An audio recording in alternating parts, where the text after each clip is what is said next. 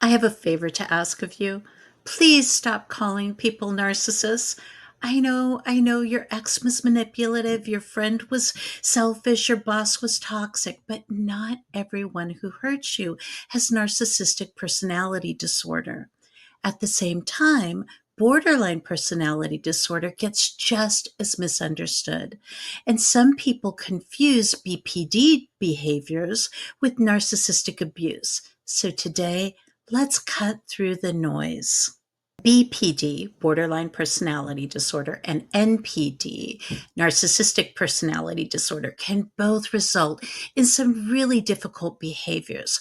But I want you to ask yourself this: is the person you're dealing with afraid of being abandoned or afraid of being powerless? That's your first clue. Let's think about it this way. For BPD, everything's kind of about a fear of abandonment. Every meltdown, every impulsive decision, every relationship crisis is driven by an absolute terror of being alone.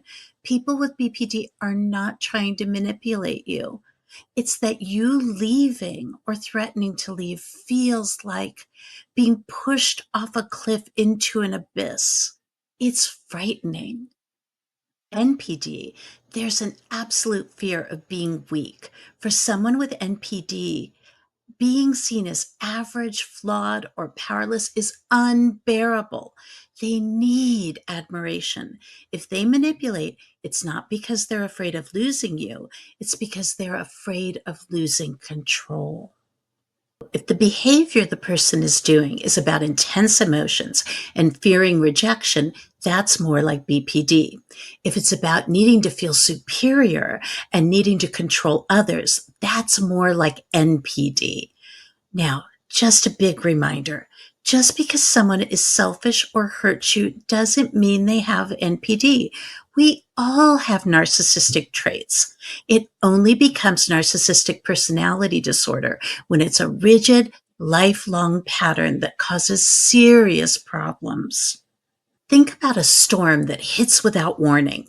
Imagine the worst emotional storm of your life, but it happens every time someone pulls away from you.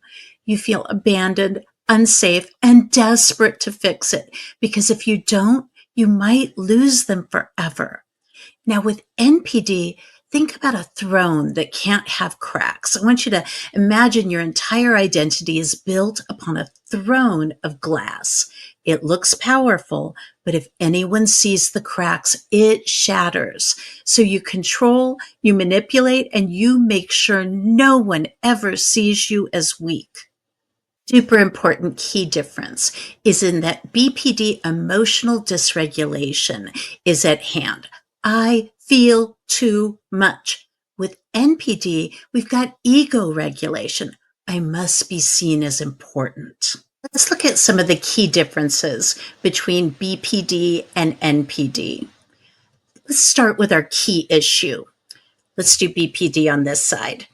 With BPD, our key issue is emotional dysregulation. And with NPD, it's over on this side, we're going to look at self-image and control. Our biggest fear, BPD, is rejection and abandonment. With NPD, being seen as weak, failing, or being just average. With emotions, BPD, we have got intense, unstable, overwhelming emotions. And with NPD, can seem emotionally detached, but with rage when criticized. Let's take a look at relationships. With BPD, we can have unstable, chaotic relationships. With NPD, the relationships can be kind of superficial, controlling, and a lack of deep empathy. Let's take a look at manipulation. BPD, sometimes, but it is almost always unintentional and fear-driven. And with NPD, it can be strategic and used to maintain power. Let's look at sense of self.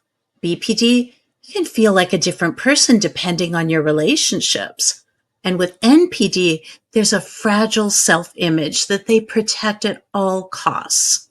Now, what about therapy approaches?